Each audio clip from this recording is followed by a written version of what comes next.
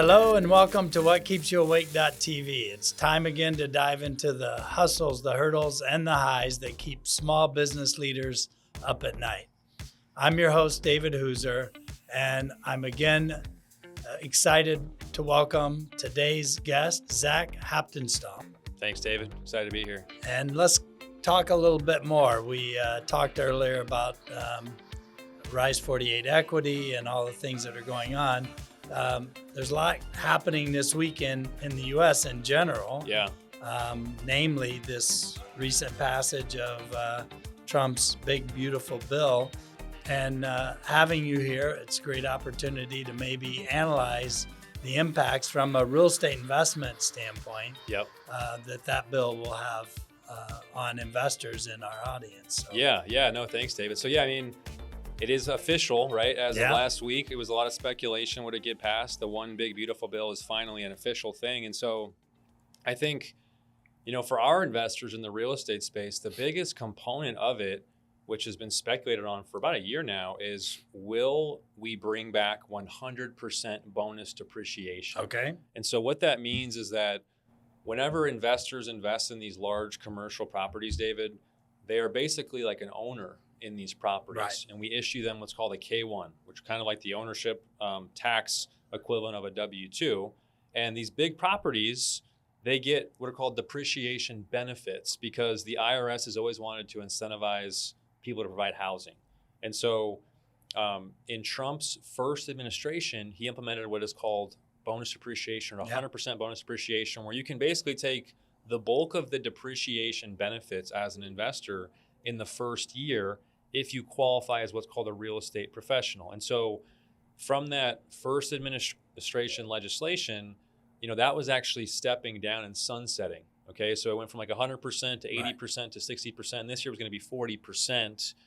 But now with this new bill, it restores it to 100%, I think through 2029. And so it's a huge benefit to real estate owners and real estate investors as far as the tax benefits. So I understand bonus depreciation from an asset. For example, I buy a vehicle for my business. Yep. And normally I would take 5 years to depreciate that. And it kind of coincides with borrowing money for 5 years to pay for a vehicle. So I buy a truck. I'm using that truck in my business. I write it off. I pay for it every month, but I write it off every year for 5 years. Yep. Now, bonus basically says I put that truck to work this year. I may still borrow money for 5 years, but I actually depreciate it all in year one, or maybe you get all that benefit up front. Yeah. So you take advantage of the time value of money. So how does that apply then in one of your property So I'll give the disclaimer. deals? I'm not a CPA or tax professional. Right. So everybody can consult your professional. But basically, you have to take what's called bonus depreciation. You have to qualify as what's called a real estate professional. So it can be the investor or their spouse can qualify. And it just means that that's kind of their primary source of income and where they spend time. So a lot of investors may have their spouse get a real estate license or whatever to qualify. Okay. But let's say you make $200,000 of taxable income in a year. And let's say you invest $100,000 into a multifamily investment property. Okay.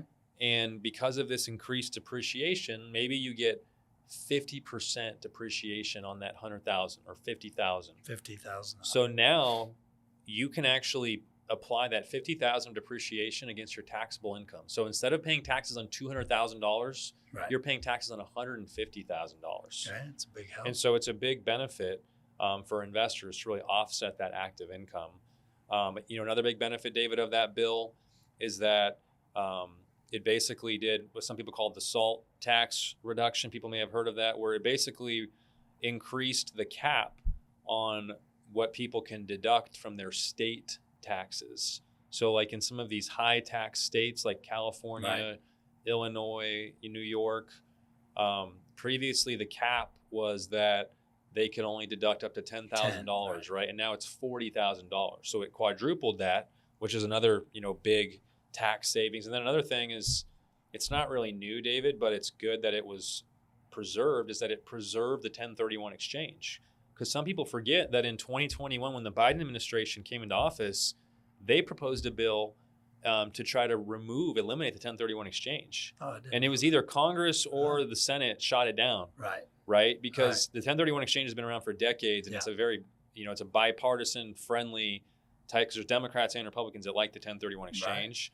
But this bill helped to preserve that, going forward. So let's talk 2 minutes a minute about the 1031 exchange. So basically what that means is if I sell a property, let's say I have an LLC that owns a property, it's in a business, because it can't be my personal. I can't do a personal exchange on it. You can actually, yeah. You could own a single family home personally. Okay. And then you could sell. It has to be an investment property though, right? It cannot be your primary residence. I see. Yeah, but it has to be It's got to be like a qualified rental. as a rental. Like a rental. You could own it personally. However you own it. Yep, however you own it. To your point, and you could sell it and then 1031 exchange it, meaning you take the proceeds to buy a new investment property and defer the capital gains tax. Okay.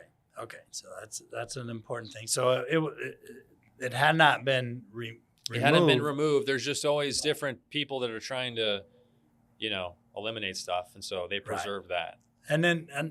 But there are some, tax benefits that have been, again, restored or continued, like capital gains. That would, from a real estate standpoint, if I sell a real estate property, even my primary residence, are there benefits that result from the bill in that capacity?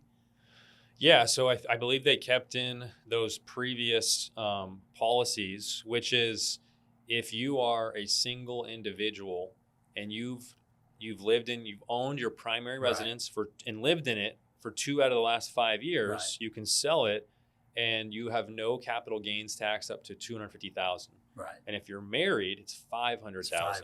And that's how a lot of people have built their wealth over the years, right? Over generations in America, right? That's how people used to make their money, is they would buy a home young, live in it for X amount of years, sell it, don't have to pay that tax, and then reinvest that money. And I've done that. I did the same thing. We talked earlier, David. I mean, I bought my house when I was 23. I owned it for 3.5 years. I made like $120K and I paid no tax. Yeah. And, and that was a big chunk for me to kind of accelerate me. A couple years later, I bought a house. I got lucky. I bought a house in January of 2020, right before COVID. I bought it for $535 in Scottsdale, $535K, and I sold it 2 years later for $975K because prices just went crazy. But we lived in it just over 2 years, and I had gotten married since then, so I paid no taxes. I made like over $400K from my primary residence. Did nothing, did not renovate it. I just bought it at the right time and then sold it at the right time. So like those are powerful things for regular American citizens to build their wealth. Okay. Any other benefits of the There are some other nuanced things, but I think, as it applies to real estate investing, that depreciation is the biggest component. Yeah. Okay. All right. Very cool.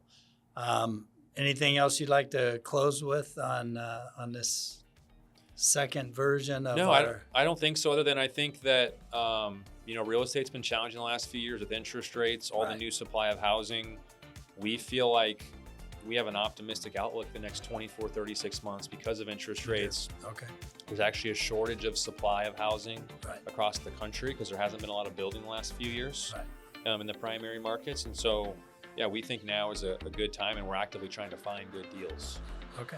And therefore find, qualified investors. Yeah. Yep. We're always trying to partner with new investors as well. So. All right. Thanks for joining us again, Zach. Yeah, thanks, David. You guys remember, like or subscribe, whatkeepsyouawake.tv, and look for us on a future episode.